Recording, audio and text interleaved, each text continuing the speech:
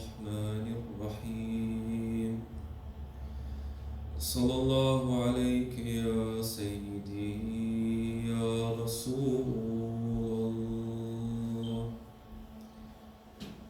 صلى الله عليك يا سيدي وابن سيدي يا أبا عبد الله يا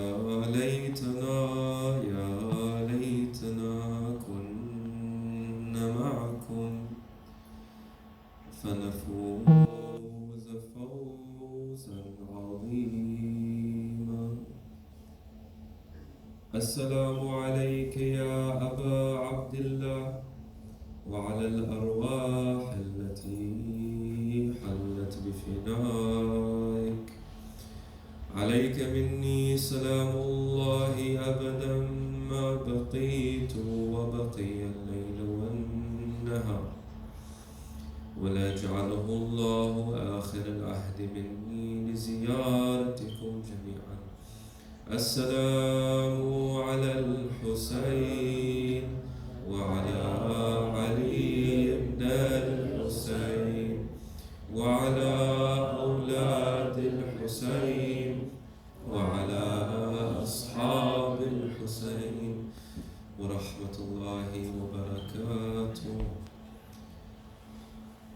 قال الله العظيم في محكم كتابه المجيد: بسم الله الرحمن الرحيم.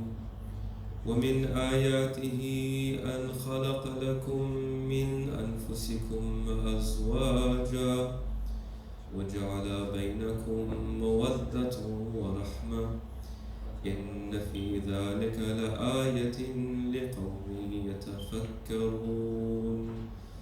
صدق الله العلي العظيم. أفلح من صلى على محمد وآله الطاهرين. اللهم صل على محمد وآل محمد. السلام عليكم جميعا ورحمة الله وبركاته. وعليكم السلام ورحمة الله وبركاته. Indeed, another evening where we gather to remember our role models. We gather to remember people who, with their guidance and their light, we have found much peace. We have found much understanding, and for all the hard questions of life, we have found answers. And not only are these answers that make us feel comfortable, for many religions offer answers, but they are answers that are grounded in the human being, the existence, the sciences that we understand and know to be true. We find that the knowledge of Al-Muhammad ajma'in have a basis in everything that we do. And we find that the knowledge is timeless. That it's hard to believe when we read the Hadith, when we read the Quran, that it is a book that was revealed 1400 years ago.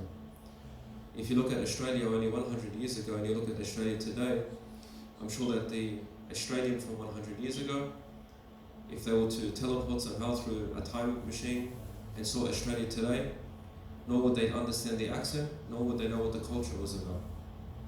If you look at many videos on YouTube, on SBS, they have a few videos from a few time capsule sort of videos where they have people going out to interview others.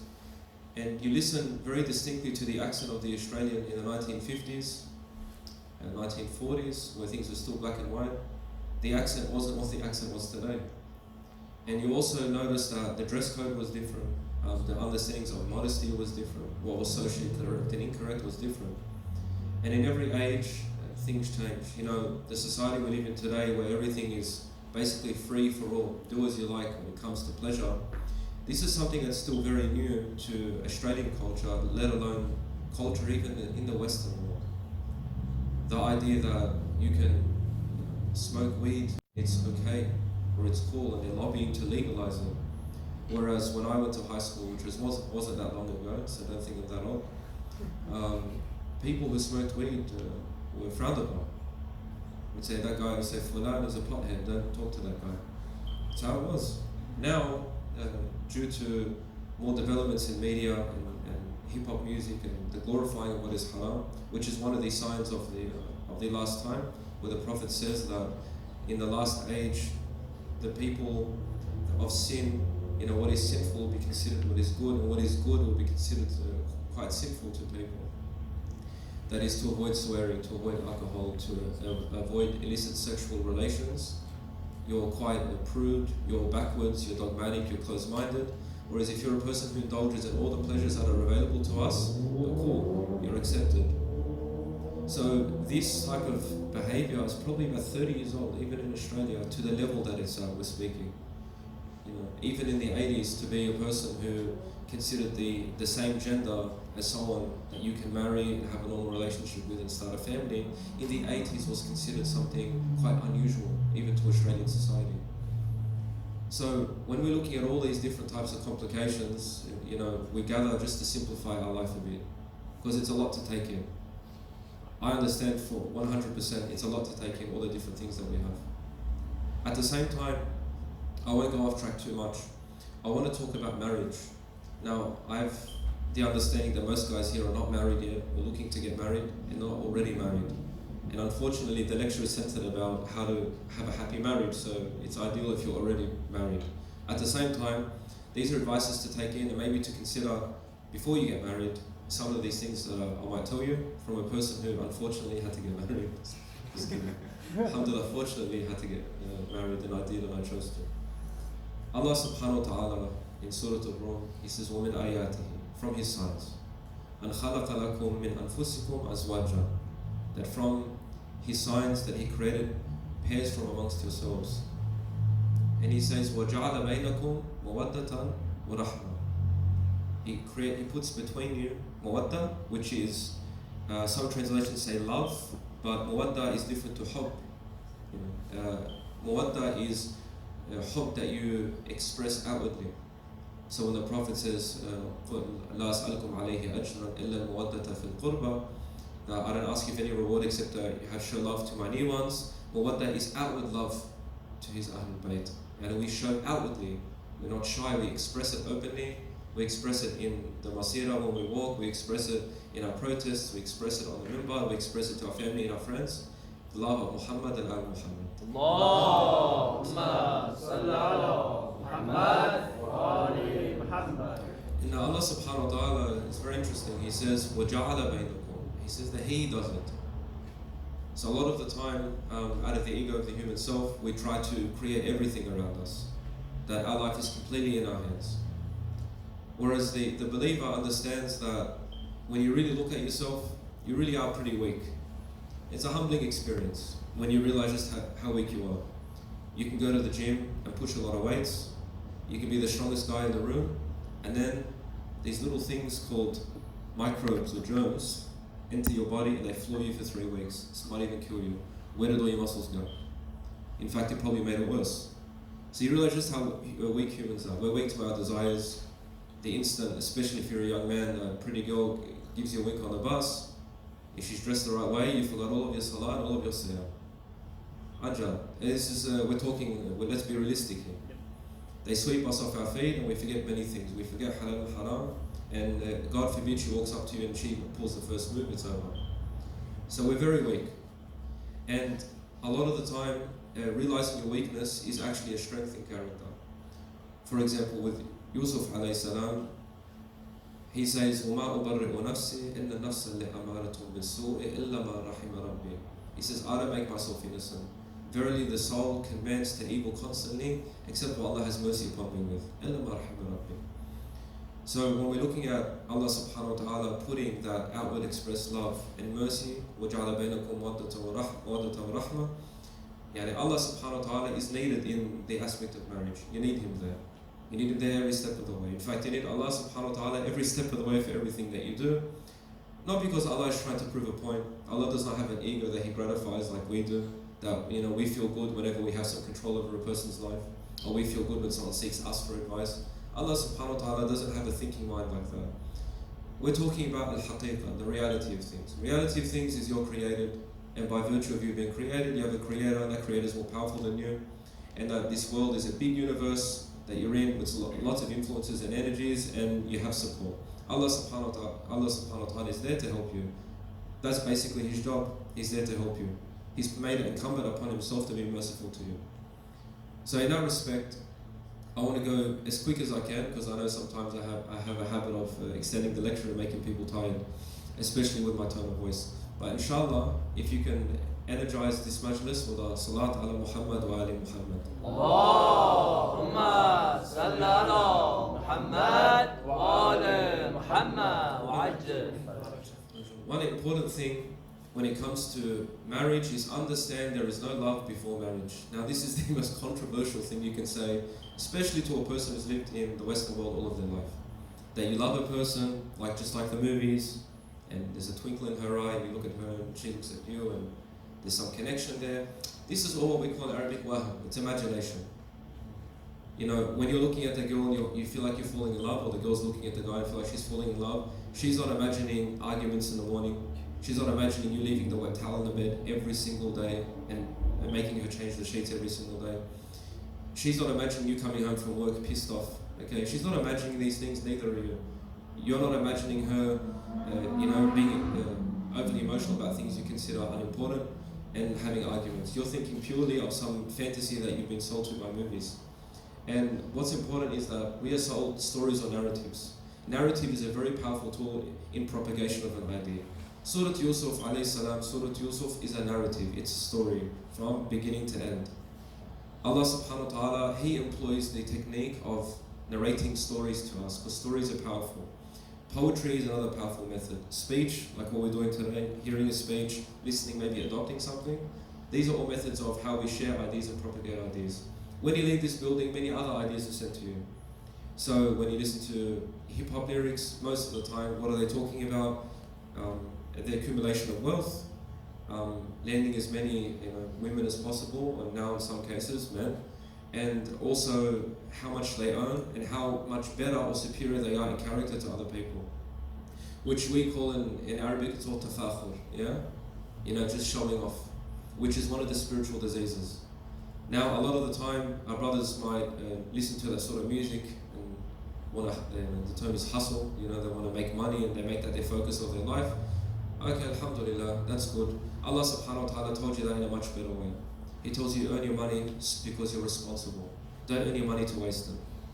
See, these narratives, when you look at them, they really control your life. What story do you live on is the question. Ask yourself tonight, what stories have you learned and adopted that you live by? Why do we come and commemorate stories of Ahlul Bayt alayhi salatu wasalam? Because they are the best stories to narrate. They are stories that don't lead you astray. They're stories that guide you. They're not boring stories, Some people, they want heroes. You know why we like Marvel comics so much? Because deep within the psyche of a human being, we love the idea of the hero, the person who's always, qadirun ala kulli shay, able over all things, right? We love things that are absolute. We love the idea of the savior. This is something in the fitrah of an insan. Now, our fitrah, the love of the savior, is actually love of Imam al-Zaman alayhi salam. Ajallahu ta'ala farajahu sharif. In his honor, sallallahu ala Muhammad wa ala Muhammad. Allahumma salli ala Muhammad wa ali Muhammad wa ajil farajah. When you look at the heroism of, say, Captain America, and then you look at the heroism of Abu Fadl Abbas alayhi salam, la tuqas, aslan la tuqas. It's no comparison. Captain America is a character built around the idea that basically the American government or the American culture is the savior of all things. Abu Fadl Abbas alayhi salam is a person who can starve for 3 days, have water in his hands and not drink it. I challenge you to try that yourself one day and see if you can have the supremacy over your nafs and your body. That is the true hero, you see. And they want to replace our people with their people, these creations that are aslan, not even existent. These people don't exist. They exist only in the minds of people and on the pens of their hands and on the screens of the movies. So we narrate these stories. When it comes to marriage, don't believe the narrative. You're going to marry a person and you're going to discover that the person that you saw nuances of outside the home when you live with them, it's very different. And that's not a bad thing. Marriage is a process of you discovering another human being. You have many houses, you're raised by the same parents, you ate the same food, you were taught the same things, you lived in the same culture, the same tribe, and they're two different people.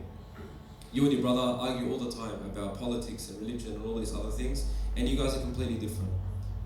So how on earth are you going to try to relate to a person from a different family, from a different upbringing, with different food, and perhaps even a different culture?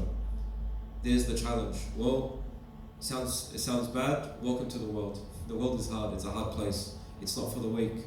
Either you lay down and die, or you become stronger. That's how it works. Everybody likes the idea of strength. Alhamdulillah, we have people that make us strong, and Allah subhanahu wa ta'ala is the one who will provide us the strength. Just understand you need to seek it. The second point I wanted to talk about is that imagination fades and what is real will remain. Your imagination will lead you into marriage. You know, you will see the beauty of a woman, start imagining things. Beauty of a man, the girl starts imagining things. You know, holding each other, hugging and kissing. And men, what they imagine is not suitable for the member. A lot of the time, that's exactly what is going through our heads. When we see them praying 2 rak'at, we feel like they do 1,000 rak'at at night. Or, you know, wahm, it's called al-wahmiyya, Sayyid Khumani rahmatullah alayhi calls it, and many of our scholars. The power of our imagination takes over. Understand you need to let your intellect be the judge of things. It's going to fade away. Reality is going to hit you and slap you hard in the face. That marriage is difficult. A lot of people, like, I know you're probably used to being encouraged to marriage all the time, and I always encourage to marriage, and we should, because it is the most beloved institution of Allah subhanahu wa ta'ala. Allah subhanahu wa ta'ala, He says, for a person who wants to come to me pure, should come with his wife. And you want to meet Allah as a married man, and for a woman to meet Allah as a married woman, there is sharaf, there is dignity in this. It is very beautiful, but understand, like any other thing, it has a challenge and it's challenging. There are current problems in marriage, but just understand, the wife you marry or the husband you marry, for the girls that are here and listening, all the things that you encountered before you got married, you're going to see them after you're married, maybe times 10. So when people, they shouldn't be sidelined and saying, oh, I didn't expect this from my partner. No, the things that you saw them, you just didn't pay attention to them because your imagination took over. And the way she smiled at you took over, the way, you know, maybe she frowned upon you the other day, or the way you kind of got angry with her, she kind of ignores it because, you know, she saw that anger as you being a man, and then when you got angry in the house, she's like, wait, this is wrong. And the Prophet says, for example, the masculinity of a man isn't in the strength of his body, but rather in the restraint of his anger, or the being a true man. Man has restraint, for example. So if you're with me, inshallah, sallallahu ala Muhammad wa ali Muhammad. Allahumma salli ala Muhammad wa ali Muhammad wa ajjal. The most important thing in marriage is change. The age-old issue of the ego, humans don't want to change, they want to stay who they are. They build themselves around their identity. They build themselves around what they listen to, what they dress like, what car they drive, who they befriend. We build our identities around these things. Then you go and you meet someone who's the opposite sex, who has everything different to you. And all of a sudden you want to hold on to what you think is you, and she wants to hold on to what she thinks is her. And guess what? Nothing works. It's called conflict. You know, you'll find that nations that are grouped together, if you really look at just inside the political sphere, the nations that are at war with each other, do you notice that they're different? Is it a coincidence that many nations that look similar in colour or closest in region happen to be allies? You know, you have Europe, there's the European Union, you know, it includes the UK, there are close ties with America because America protected them after World War II. I'm not saying these nations never conflicted, but look at the world today as it is. You'll notice that people, generally speaking, they gravitate towards people that are similar to them. Similarly, in the Islamic world, you have, you know, the Gulf states kind of together, and Saudi Arabia, then you got, for example, the Shia world, where you got different cultures, but because they're Shia, you find that they're kind of merging together. People have a habit of doing this. But if everyone had the spirit of change, where they're able to adopt another person and accommodate them, not necessarily change what they believe in, but accommodate them, you find people get along. And in Australia, it's a perfect example of that. We're all different cultures here, and all of a sudden you find that different people, even in this majlis here, you know how rare it is to have brothers that are Lebanese and Iranian and Iraqi and Pakistani and Afghani, and all in the one place. This is new. This is new, guys. This is very new. The Prophet would be very proud of us because he preached this a lot, and after his demise, we find that people back again, the Arabs versus the Persians, and then and black people back into thrown back into slavery, and Allah subhanahu wa ta'ala didn't allow any of this. So either way, differences are there. You need to be there to change. Your wife or your husband have to change for each other. You become one character. And you'll notice that some people, you tease them, oh, this guy, he got married. Now, he's different, man. He's hanging out with his wife more. We don't see him as often. Forgive your friend if he does that. He's trying to make it work. She's trying to make it work. And we always laugh at the boys when they do that. I'm guilty of it myself, but I regret doing those things now. So inshallah, the next point after change is that, again, you're with another soul. They are different. Women are different to men. Men are different to women. What men consider important, generally speaking, women consider unimportant. What women consider important, men couldn't give a damn about it. That's how it goes. You'll notice, for example, generally speaking, and I know it's very taboo to speak of what each sex is inclined to do, especially being a man, but you'll notice that men, for example, think in a very general way. We think of a few big ideas, or the kulliyat. Yeah, you'll find that men are going to sit down and talk philosophy. They're going to sit down. They're going to talk about different maraja, different opinions. They want to talk about politics and what's going on. They want to talk about gangs and what gangsters are doing and history and all this type of stuff. And you want to go talk about that with your missus, and she has no interest whatsoever as to what you're talking about. She'll say, what does the politics of Sayyid Khomeini have to do with what I'm doing today? They're going to say things like this to you. What does it matter what's happening in South Lebanon on the border? What does it matter to me? Not all of them, but you're going to find this happens. She's going to conversate with you about things that she wants to buy in the house.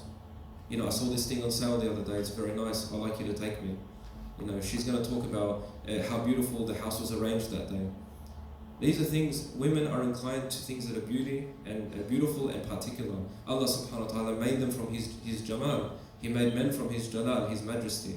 Men, you'll find, they love power, they love strength, fast cars, they love to bodybuild. These are things that men love to do. It's true. All men they like fighting. I didn't even like MMA. I saw Khabib, when I saw him wanting to fight someone, he's a Muslim, man, I was all over it. I'm not even a fighting sort of guy. But that's men like that, we're inclined to that. Whereas with women it's different, they love beauty.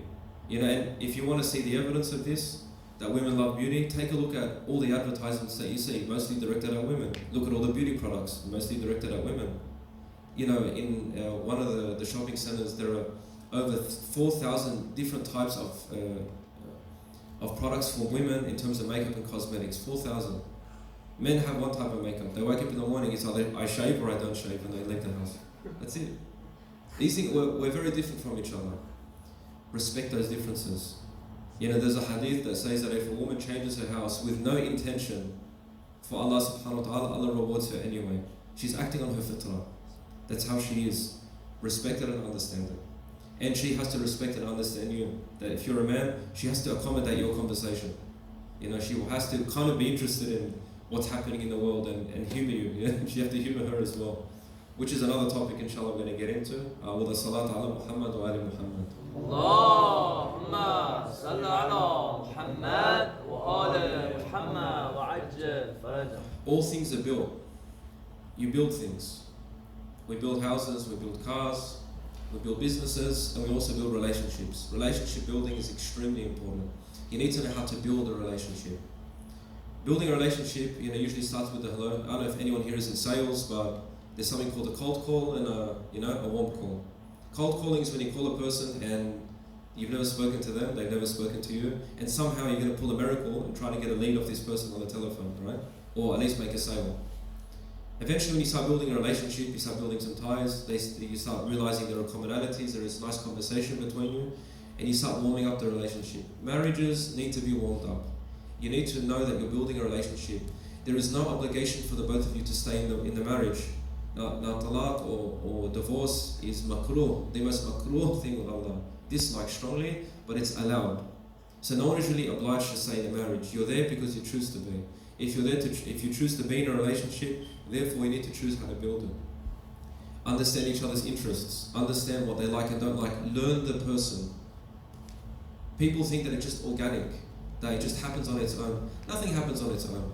It needs work, it needs thinking, it needs reflection. Things that are natural, leave that to Allah in the universe. And even the natural world, Allah subhanahu wa ta'ala governs the entire world. Allah subhanahu wa ta'ala, He organizes everything. If you turn away from this universe, it will stop. would seek to exist. So everything that's created, everything that is being built and growing, it needs the attention of a mudabbir, someone who's really thinking and trying to steer affairs into the right way. So when you're with another human being, so a woman is with a man is with a woman, you're learning them, understand how they think. Sometimes, there's one brother, he says, every time I argue with my wife, she laughs, and it drives me insane. And he thought that she was just doing that to tease him, or that she didn't care about what he was saying. Fast forward, after many arguments and almost killing each other, he realizes that when she gets stressed or anxious, she laughs to make herself feel better. You see, that type of understanding takes time. In his mind, someone is laughing at me when I'm angry, they're not taking me serious. And I want to be taken serious when I'm angry. In her mind, I laugh because I'm anxious because he's angry and I don't know how to deal with him.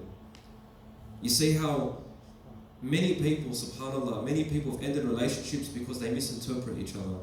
You're with a person, you better damn learn that person. Understand that they're a human being. Most people are not bad people. This is something that you really must emphasize. Most people are not bad people. They do the wrong thing, but they're not bad. Inshallah, this point is taken. And I apply this, inshallah, I can apply this first to myself and others. All salat ala Muhammad wa ala Muhammad. Allahumma salli ala Muhammad wa ala Muhammad wa ajjal farajah. There's a few common problems in marriage. The first one I want to mention is money management. Money management. Know how to organize your finances, guys. When you have a job, know your ins, know your outs. There are many hadith that talk about that Allah subhanahu wa ta'ala likes the person who has iqtisad. Yeah, there are people, they like economy. They look at their own small economy, which is their house. Before you look outside the global economy and home prices and what you can get and what car you want to get and how much you can finance, look at how you can organize your income and how to create a comfortable living for you and your future family. You have to look at that. Don't waste money here and there. It doesn't mean you don't waste money on leisure. In fact, we have hadith that mention that it's important for believers to engage in leisure activities to recharge their iman to that level. That if you want to recharge your iman, you should socialize and you should also do some pleasures that are halal, that are good for you. So, organize your money. Manage your money, don't waste it, don't squander it, and have an open sort of communication with your wife or for the women here with their husbands about how to organize their money. That's number one. 2, excessive demands of the character of your partner. Don't expect your woman to be like one of the wives of the ulama when you're not an alim yourself. Don't expect that. She's going to make mistakes, she's going to yell at you, she's going to scream at you, she's going to get pissed off, you're going to do the same, she's going to talk bad about your mum maybe, you're going to say bad things about her mum. It's funny, but you know this is common, right? You hear this all the time. People get married and they start going at each other's families and it causes all sorts of problems. You expect her to forgive you, you should forgive her as well. Khalas. You have to say, Alhamdulillah, this is the rizq of Allah subhanahu wa ta'ala. Allah gave me this woman, or Allah gave me this man. Alhamdulillah, let's, live together. Let's get past things. A lot of the time, they don't mean the bad things that they say, and you don't either. I'd imagine, some people think that, when someone's angry, they say the truth. La habibi. When you're angry, you say everything that is untrue, but is designed to hurt. Because when we speak out of anger, we want to hurt the other person. And hurting is wrong, and everything that is said during those episodes are also wrong. So, forgive. That's important, a very important aspect of marriage. And forgiving means that you don't necessarily need an apology. It's good if you apologize and they apologize, but you don't necessarily need it. Sometimes their pride gets in the way of the apology, and the same as you.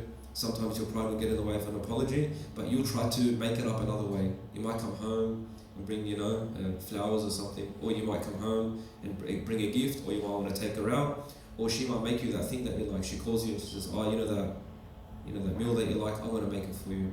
That's her saying sorry. You don't have to hear the words, just keep your eyes on the actions. And again, remember what we said before, learn the person, understand how they work, and don't misinterpret what they do. Issues with their family and friends. This is a big one. Because a lot of the time, you love the girl, she's great, she loves the guy, he's great, but you don't really like to be nice, you don't like her mum, she doesn't like your mum. And she loves her mum and you love your mum.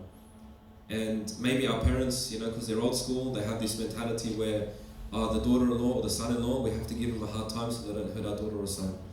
This is the hardest thing to deal with. Understand that if you're going to bring up any grievances about their family, make sure you don't offend them. Sometimes it's better to remain quiet. If her mother's a bit rude to you, just leave it. Go home, forget about it. It is really important to develop a character where you forget about things and just move on. Water off a duck's back, as they say. It's really important. Don't be so attached. They might hurt your pride, they might hurt your ego. But it depends on your partner. If you have a partner that's open and is willing to hear, okay, I did my mum do that wasn't right, and maybe she shouldn't. 9 times out of 10, it's not going to be that way. She's going to say, no, I know my mum, she's not like that. Or you're going to say, I know my mum, she's not like that. And your mum did do the wrong thing and you just won't accept it. Married people have to put their hands together and make, they call it a two-handed ring. No one gets in there. Not your parents, not your kids. You have to make a pact with your wife, and a wife should make a pact with her husband that nobody gets between us but us. And the people in the middle of this ring is Muhammad and Al-Muhammad.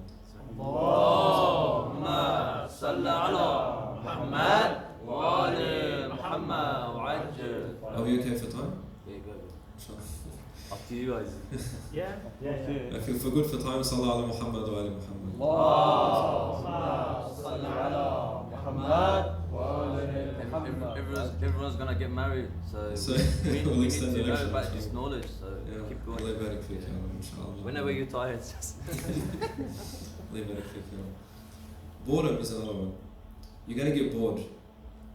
So you're going to move out of a very noisy house. Now I'm not sure what Afghan houses are like or Persian houses, but Lebanese houses are very noisy.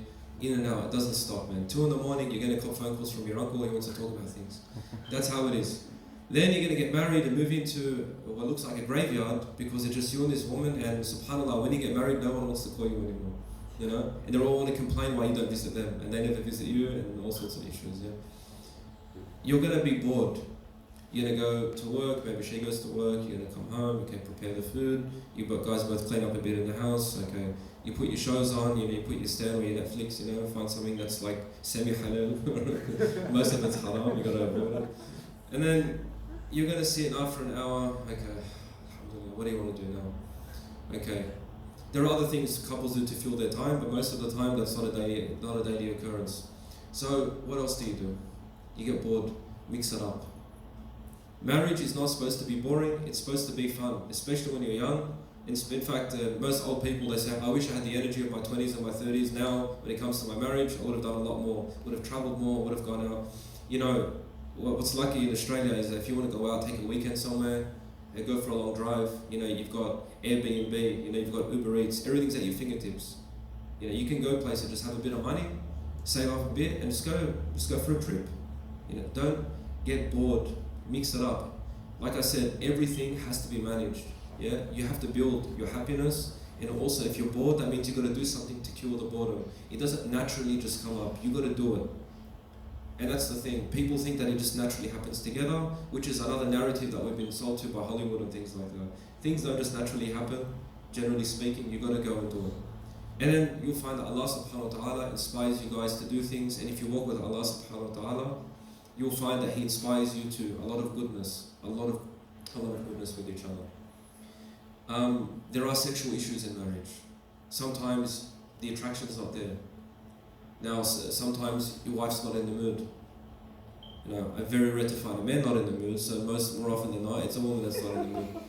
And the man who's Muslim and is multazim, he's going to say, it's wajib upon you and this and that, and haven't you read the hadith? And the woman's going to say, I've read the hadith, but I can't help how I feel right now. And sometimes there are physical issues, sometimes they have issues and things like that. Sometimes the man has issues, and let's not get into that. These are problems, they're funny, but you're laughing now, but when it happens to you, you're not going to laugh.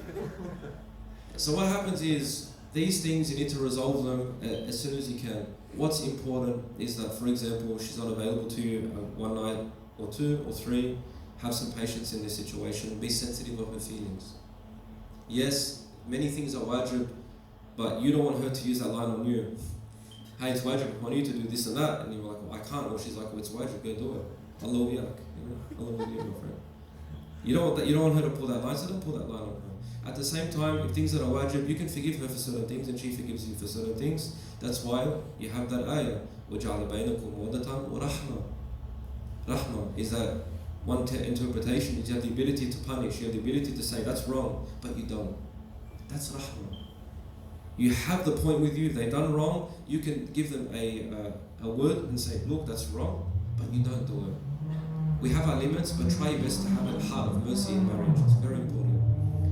Another thing is time management. Manage your time. You're going to get busy, she's going to get busy. One person I work with, I asked him, like, you know, he's a married man, he's got 3 kids, he works long hours in the office. I said, what advice would you give to someone who's newlywed? And subhanAllah, look, he's a person, you know, he has a different background, he's irreligious, you know, he's from England, he works in Australia here, and, you know, he got married to an Australian woman. But you find the human experience is very common, subhanAllah. I gained a lot of wisdom from him. He said, you have to make time for each other. Because work, kids, when you have kids, you're not going to have time. Even for intimacy, you're not going to have time. You have to make time. See that point again? You got to do it. You got to do the happiness. Happiness just doesn't come up. You got to do it. Make yourself happy. Like when you're bored, what's the first thing you do? You want to kick back with the boys. You call your mate and say, hey man, let's hang out. That's the first, because you're doing your happiness. You're making your happiness. When the girls are bored, they want to have, you know, we call it in Lebanese a sahara. They want to hang out and, you know, and eat snacks, and they want to dress up and all that kind of stuff. They got to make their happiness, so they do it. In marriage, it's the same thing. It doesn't change. You're with a friend. You're making a friendship. You got to sit and hang out with your wife. You know, if you want to kick back with your wife, and she has to kick back with her husband. So you guys are friends. Always keep that in mind. Another thing is, and there are a lot of points, I want to try to get through as quick as I can, inshallah, without going for too long. Expectations. Expectations of your partner are a disease. Don't expect from anyone. Don't expect. If someone gives, mashallah, alhamdulillah, may Allah bless that person. But whenever you start expecting from a friend, and that friend, you know, that friend doesn't call you, and you expect a call, that's when you get disappointed. Right? If you didn't expect them to call, every time they call you is a Eid, you know, it's nice. When you expect your wife to do things, or she expects her husband to do things, that's when you get disappointed with things. Yes, there are wajibat. Before you get married, you're going to sort all these nuts and bolts out, yeah? So all these things we're talking about in marriage, keep in mind when I want to talk to a woman, or a woman wants to talk to a man, I have to discuss these points. You know, how do you manage your time? How do you resolve disputes? What are you into? What do you like? You know, understand her family, the dynamics of her family, or his family. You got to talk about these things. Do a lot of talking, yeah. Not just the hey, how are you? The flirty messages and well, either, but there are no flirty messages, yeah. But talk to them in things that are actually important. And another thing is that the Quran is very beautiful, and God knows I've read this ayah many times, and I'm sure my wife has read this ayah many times, just for us to get through when we annoy each other. And I'm going to tell you, can we be real? You're all going to argue with your spouse. You're all going to argue. You're going to disagree, you're going to yell at each other, God forbid, and you might say words that hurt each other. Now it's funny, people that are smiling, I'm sure they're in relationships. And the people that are really sad, they're probably still in a relationship. You're going to have conflict, yeah? It's not about not having conflict. It's about how do you resolve the conflict? How do you end it, guys and girls? How do you end it? That's what makes you a good person. The good person, the only sinless people we know is Muhammad and Muhammad.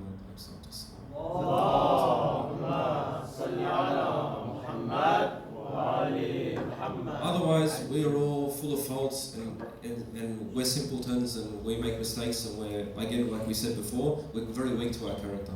Okay, so what you need to do is very simple. You make a mistake, you go, you take ownership, you apologize, explain what you did wrong and what you'll do better next time. This applies in the workplace, taking ownership, people respect you for that. And your wife or your husband will respect you if you take ownership. There is no pride in a marriage.